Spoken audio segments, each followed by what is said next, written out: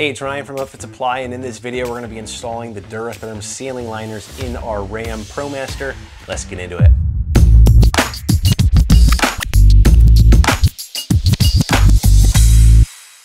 Okay, not much is needed in terms of prep for the vehicle. One thing I want to point out is there are foam blocks up here in some of the ProMasters. If you have them, you're going to have to score the liner, and I'll show you that in a minute to accommodate for this.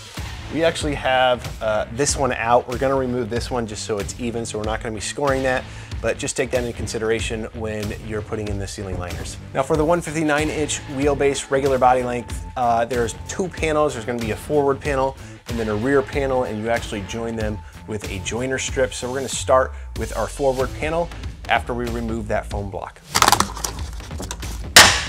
So just to show you that scoring I was talking about, this is the front of the forward side of the ceiling liner. You can see right here, it's pre-scored. So what we're gonna do is take a sharp razor blade, just cut along that score line, and you'll be able to trim that out really easily so that you can accommodate for those foam blocks. If you don't have them, you can leave them in place. The other thing to note is this is a heck of a lot easier if you have another pair of hands to help you hold this up. I don't, so you can watch me struggle.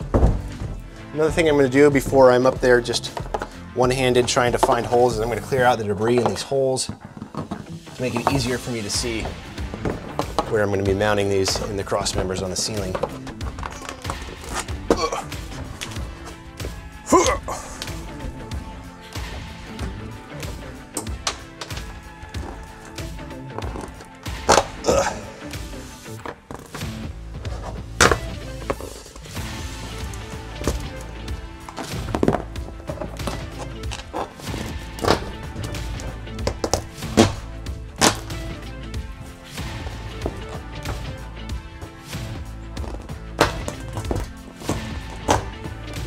So one thing to just make this a little bit easier, because there's a ton of holes in these top cross members. I don't know if you can see it from any of the cameras. There's like square and rectangular holes, elongated holes, and then there's small circular holes. The small circular holes are what these goes into. So if you're lining up a hole and it won't stick in, you're probably going into the wrong hole. You want to look for that small circular hole. That's what these push pins goes into. So the next thing you want to do is get your plastic joiner strip out of the box. This is going to connect this front liner with the rear liner. Now it comes too long from the factory, so you want to take a measurement of this. You can use the other liner that's not installed yet. If you want to use that instead, and you want to cut this to length. Coming in at 58¼ inches, and this is 78 inches. Another thing I'm going to do is peel away about 1 inch of the insulation on the back of these panels, just because it is a tight fit in here. So I'm just gonna cut away about 1 inch gap from the edge so you can slide on this joiner strip.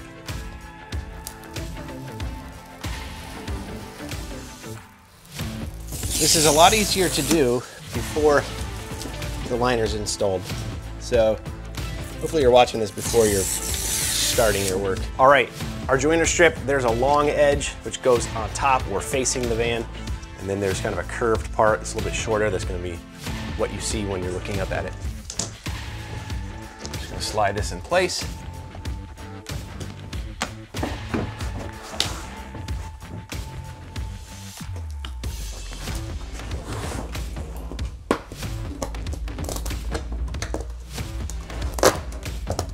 Over this light, you can just take the light out quick. So our ceiling liners are in place. Now, if you aren't installing the aluminum top sills, then your installation is done. If you are installing those sills, we're gonna do that next. Now, before we hang our ceiling sills, we have to assemble them because they come in 3 pieces. So I just have some cardboard down here on the inside of the van so I can show you on video, but this may be better assembled outside of the van. So I'm gonna get our 3 pieces so that we can assemble them. Now, when handling these sills, I definitely recommend wearing gloves. They are very sharp, and you're also going to want to get like a Phillips head screwdriver on an impact or a drill or something like that. So we're going to be using self-threading screws. First thing we want to do is separate our driver's side from our passenger side. And the quick and easy way to tell on these larger pieces, there's 2 large ones. The one that has a cutout for a light is the passenger side. So I'm gonna set this over here. And the one that doesn't is the driver's side. You're gonna wanna look for the 2 holes that are drilled in the edge of this. This side on the driver's side does not have holes. This goes in the rear. There's 2 holes right here that we're gonna use for our joiner strip. So this is going to go kind of in the middle. Then we have our second piece. And again, you have these 2 medium length pieces. Way you can tell them apart. The thinner one actually goes over the door area. So this one is for the passenger side. And this one is for the driver's side. Again, we've got our 2 holes in the side here that kind of matches the height or width. And then finally we have our smaller pieces here. And again, same situation. This is a thinner piece, little spear that's gonna go over the door. So this goes on the passenger side. Then finally we have our last driver's side piece here. Again, look for the holes right here. And this lined up right here is our full passenger side. Now in our hardware bag right here, we're gonna have these little metal plates. There are 4 of them, 2 for each side. And these are the joiner plates, if you will. These line up with those 4 holes that are gonna join these 2 sills together. So we'll line these up right now. Then you're actually gonna need 4 of these self-threading screws in here.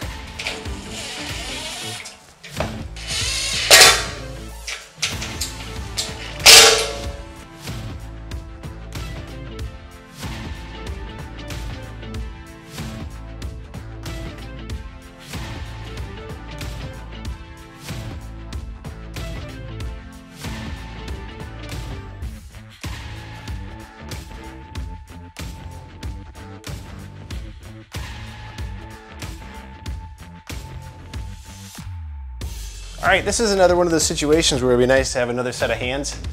So what I did is I actually clipped just a clamp back on the frame back here and it's helping hold it up back there. And then I did the same thing up here. It doesn't seem to be helping me at all. Just to help me hold this in place so I can get a screw in to be my second set of hands.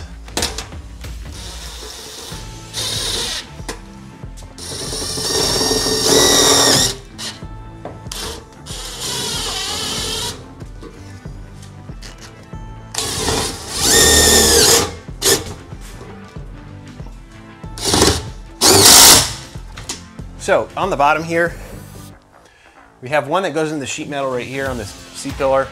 Another one that just goes into the liner right ahead of here. This is a nice point right here to index this on because it kind of fits where this, you can get one screw on this flat part right here. The next one goes in the liner. And then down here, you actually get to go into sheet metal as well. So you do get some good anchoring points for this.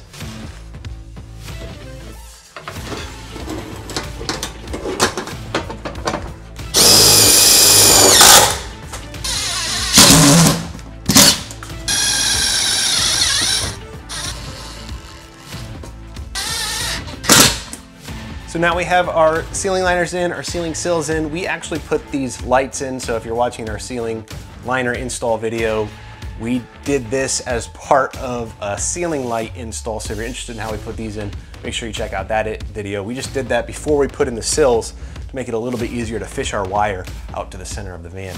Now that just about does it for the installation of the ceiling liners. Now we're gonna move on to the door liners next, but that'll be a different video. So if you're looking for any of this equipment to upfit your van so that it's work ready, be sure to check us out at upfitsupply.com. And my name is Ryan, and have a good one.